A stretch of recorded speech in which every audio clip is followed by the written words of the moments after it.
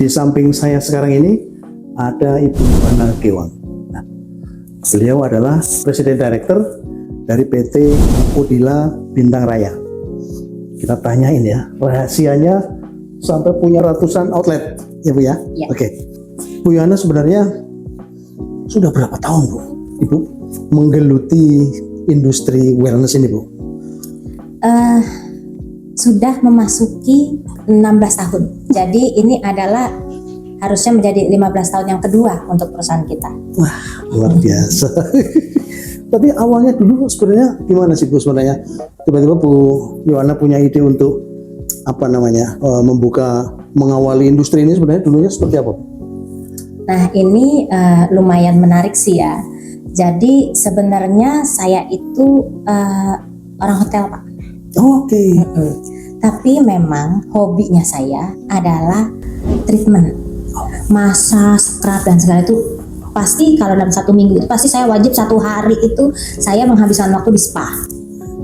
Jadi dari hobi itu saya berpikir kayaknya someday saya akan punya spa. Nah, Niatnya seperti itu. Yes. Nah, alhamdulillah terjadi. Wah, alhamdulillah. Tapi sebenarnya gimana? Kalau misalnya keyakinan Ibu itu sampai seberapa sih kok yakin bahwa spa ini akan diminati oleh orang Indonesia nih? Itu keyakinannya seperti apa? Kalau masalah yakin sih pasti yakin ya Pak ya, karena dari waktu awal saya memulai pun kan sudah banyak spa-spa Indonesia kan memang udah terkenal ya kan. Iya, Di iya. Bali, di Jakarta kan udah selevel dengan spa-spa yang di luar negeri kan. Jadi memang Indonesia udah kuat untuk market spa-nya. Peminatnya juga udah sangat banyak.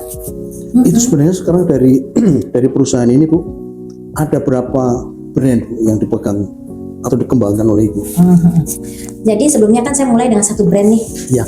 Nah dengan berkembangnya perusahaan berarti harus ada suatu hal yang harus kita lakukan ya Pak ya kalau dalam berbisnis. Nah sekarang itu kita punya 3 brand untuk wellnessnya dan 1 brand untuk gymnya. Oke. Itu sekarang tersebar di berapa lokasi Bu? Berapa kota Bu sebenarnya sampai sekarang? Kayaknya hampir di 22 provinsi. Sedikit lagi seluruh Indonesia ini berarti. Lalu dengan sekian banyak outlet Ibu ya, Yana tuh bagaimana nih kiat Ibu ini sebenarnya untuk menjaga, kan masing-masing outlet itu punya kekuatan, punya karakter sendiri yang sesuai dengan environment-nya itu seperti apa? Kiatnya seperti apa? Kiatnya ya, balik lagi sih bagaimana kita mengatur segala hal untuk tiap-tiap outletnya bagaimana kita memanage segala halnya sih Pak, dari bagaimana tim memanage unit-unitnya tersebut. Iya, iya. Adakah strategi khusus Bu, untuk jadi misalnya katakanlah misalnya wellness yang di Bali itu tentu akan berbeda suasananya dengan yang di Jakarta misalnya. Itu ada Bu seperti itu atau rata semua? Jadi kalau tiap brand itu ada kita Anataya itu yang bintang 4 plus ke atas Pak. Iya.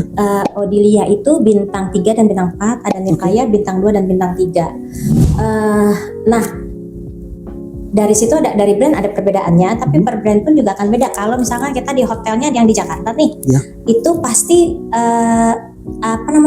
environmentnya, ambience-nya beda karena kan di kota ya. Iya. Sama misalkan kayak di resort nih, seperti kita yang punya ada kayak di Bogor, Novel Bogor, di Bali, itu kalau treatmentnya sama tapi ambience-nya aja yang beda. Ambience-nya yang beda. Bu sekarang kalau saya lihat yang di outlet di sini nih, Iya.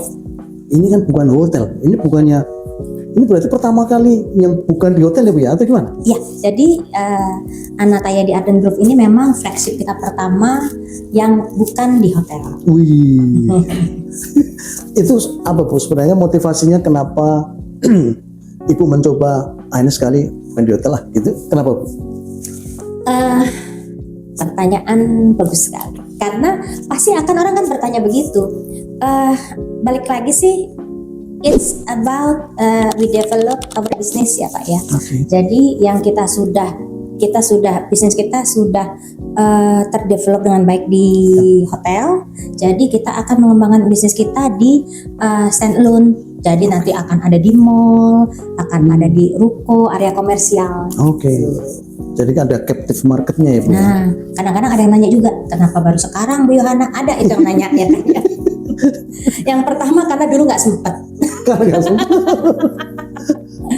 Kebanyakan pekerjaan ya Bu ya. Iya. Jadi setelah belasan tahun ini kita harus mengembangkan bisnis kita Ya. di dalam bisnis yang sama, tapi pengembangan dari bisnisnya aja yang agak berbeda, tempatnya aja. Tempatnya ya. Sekarang dalam jangka waktu 16 tahun Ibu berkiprah mengembangkan industri ini, tantangan paling berat yang pernah dialami Ibu apa? Paling berat nih Bu, yang bikin Ibu mumet, bikin Ibu pusing. Nah, untungnya saya nggak pernah mumet dan pusing. Saya kalau mumet pusing tinggal sepak, tinggal massas gitu kan ya Pak. Tapi hal yang terberat pasti pada saat pandemi sih Pak ya. Pandemi kemarin itu ya Bu ya? Iya, pandemi kemarin itu bisnis yang paling terpuruk pasti yang spa and massage deh. Karena kita harus tutup, totally tutup. Semua tutup close ya. Nah itu gimana Bu solusinya, kan 2 tahun 3 tahun itu Bu, seperti itu. Iya kan? Jadi pada saat itu kita sudah baru punya 80 outlet lah di hotel. Iya. Di 80 hotel. Nah, pengembangan bisnis saya pada saat sebelum pandemi itu memang masih di kota-kota besar tertentu nih Pak. Iya. Ya. Setelah pandemi, pada saat pandemi semua tutup. Sementara saat itu kayaknya saya itu punya karyawan 400, sekitar 400 sampai 600 rapis. Masya Allah. Dan di manajemen itu sudah ada sekitar 50 orang di manajerial ya kan ya. Akhirnya saya ya harus berpikir, saya harus mengubah strategi pada saat itu. Iya. Kita sempat kan tutup 6 bulan 8 bulan gitu ya Pak.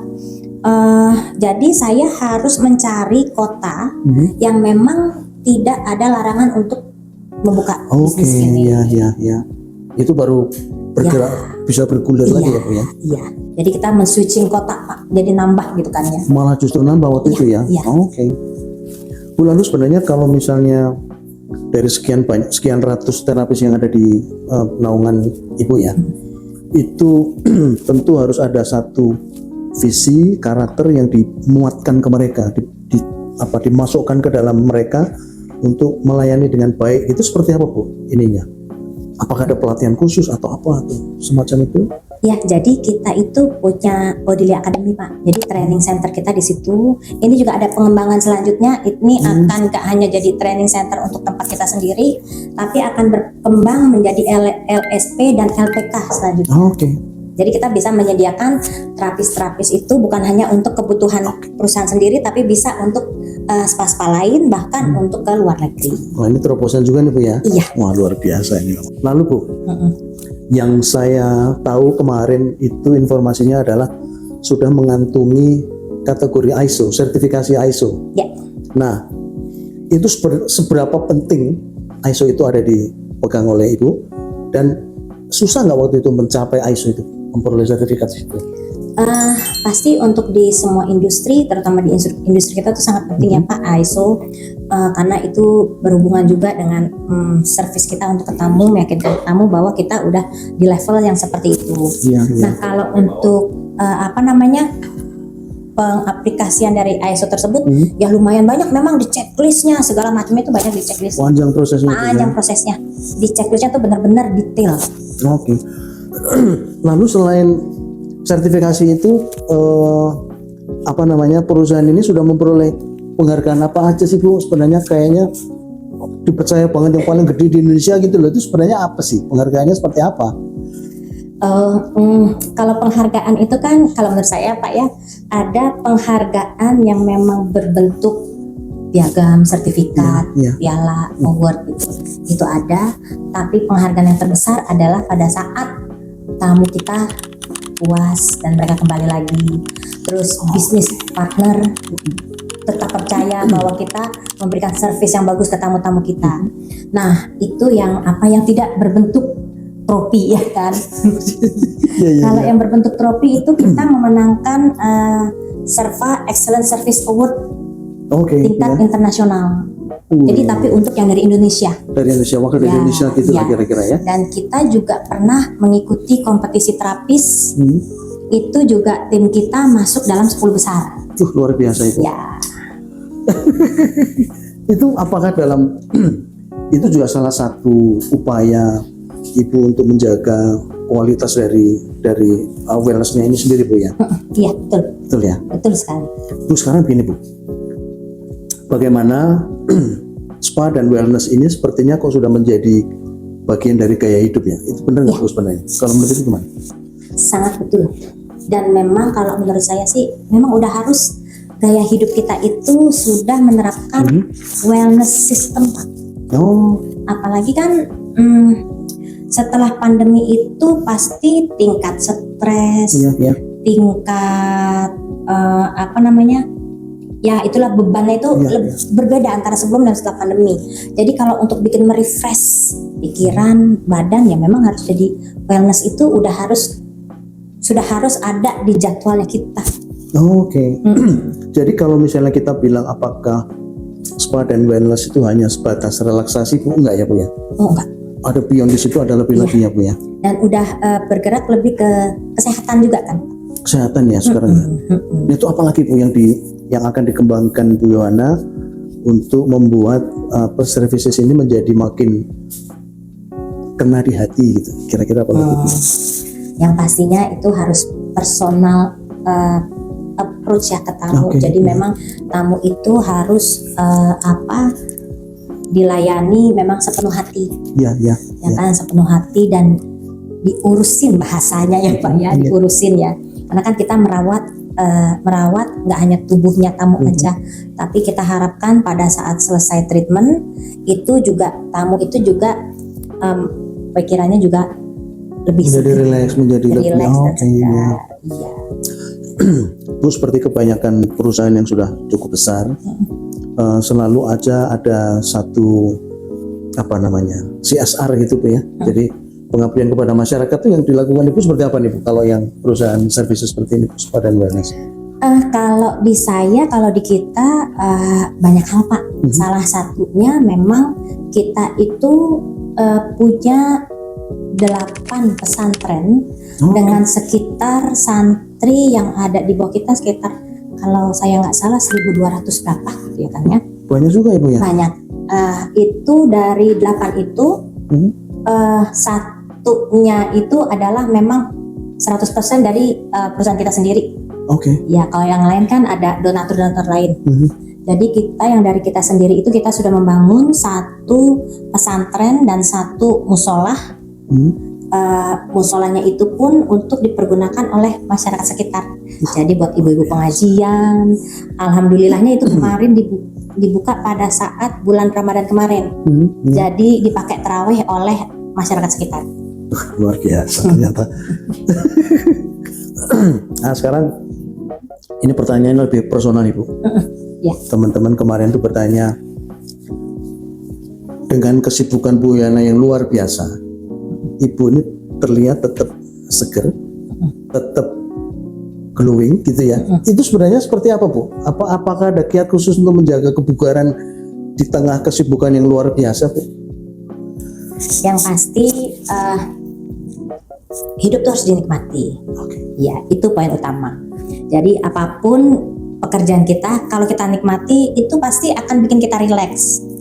Dan ya balik lagi ya kita harus ngurusin badan, ngurusin wajah gitu kan ya. Harus ada sisi wellnessnya ya kan ya. Ya massage, ya yoga gitu kan ya. Atau kan sekarang pilates, itu kan part of wellness juga ya kan ya sekarang. Itu sih Pak. Itu ya. Lalu olahraga apa lagi Bu? Selain yoga gitu ya. Yang olahraga kayak fisik misalnya jogging, lari gitu gimana Bu? Oh iya. Tetap ya? Ya itu tetap. Nah, oke. Kemana Bu kalau lari Bu? Jogging? Bukan lari dari kenyataan sih. Tapi kalau lari itu saya memang belum ikut yang maraton itu sih Pak. Jadi cuma lari-lari sekitar jalan pagi atau lari di sekitar rumah aja. Oh gitu ya. Bu sekarang kalau misalnya lagi liburan gitu, ini kita bicara soal traveling ini Bu. Bu Yohana suka, ini ada gunung, pantai, perkotaan, atau apa nih Bu yang disukai Bu di Indonesia nih, yang di dalam negeri? Pasti semuanya sih. Semuanya pasti ya?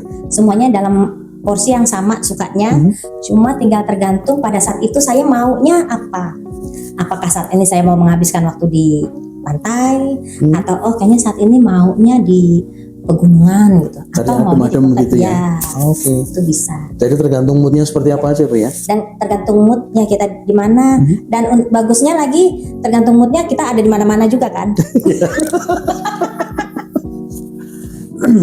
Baik Bu Yana, sekarang pertanyaan terakhir Bu. Kalau Ibu Ya. Pergi ke luar negeri, itu yang seneng kemana Bu? Ke negara mana? Atau mungkin ke kota mana nih gitu? Nah ini pertanyaan agak susah, ya, harus mikir dulu. Ya. Iya. Kalau yang di luar negeri, semua masing-masing punya keunikan yang berbeda sih. Tapi kalau ditanya favorit saya kemana, tetap yang di dalam negeri sih, tetap ke Bali sih. Tetap ke Bali ya? Tetap ke Bali. Luar biasa nih, ke Bali loh. Beliau senang ke Bali loh. Beda, Bali itu suasananya beda, kayaknya nggak bisa ditemukan di mana-mana deh. Kalau dari saya ya. Iya, iya. Oke, baik Bu Yana. Sekarang Ibu ada pesan-pesan untuk pembaca kita atau apa gitu Bu, mengenai spa dan wellness, mengenai kesehatan apa Bu? Paling saya cuma mau bilang kalau memang kita itu kan sudah dikasih tubuh ya kan, nah itu harus kita jaga. Ya gimana jaganya, yang kita sebut dengan self love itu ya, memang kita harus menjaga badan kita ya. Lifestyle kita harus dirubah, apakah cara makan kita itu, cara kita merawat tubuh, dan gak semua merawat tubuh itu harus mahal kok, ya kan? Dan yang pasti itu olahraga. Dan yang ini sebenarnya nggak boleh terakhir sih, yang di awal yang tadi saya bilang, hidup itu harus dinikmati. Itu nomor satu ya Bu ya. Jadi ingat ya, hidup harus dinikmati. Teman-teman yang mau tanya, biar dijelaskan sama Ibu. Saya mau tanya, Ya, boleh. kalau kita kan sukanya travel, Iya. nah si anak ini bisa kita temuin di mana aja sih Pak? Oke. Apa di tempat Anda? Oke. Ini beberapa pertanyaan yang agak terlewat nih Bu. Oh iya. Mengenai lokasi-lokasi ketika kita mau wellness, ketika kita pas traveling nih, misalnya aku ke Makassar gitu, misalnya, atau ke kota besar mana lagi, Surabaya gitu, itu bisa ditemuin anak saya Bu. Jadi kalau untuk tempatnya di mana kan udah ada di 22 provinsi nih, 22 ya kan? provinsi ya. Jadi memang artinya mau liburan kemanapun, kayaknya kita selalu ada. Selalu ada ya Bu ya. Jadi kita akan selalu menemani travelers Ya, mantap di ini. hampir seluruh Indonesia. Wah, ini baru mantap ini. Baik Bu Yana, terima kasih atas waktunya. Sukses terus Ibu Yana Terima dan kasih, timnya. amin. Ya, terima kasih. Terima kasih Pak.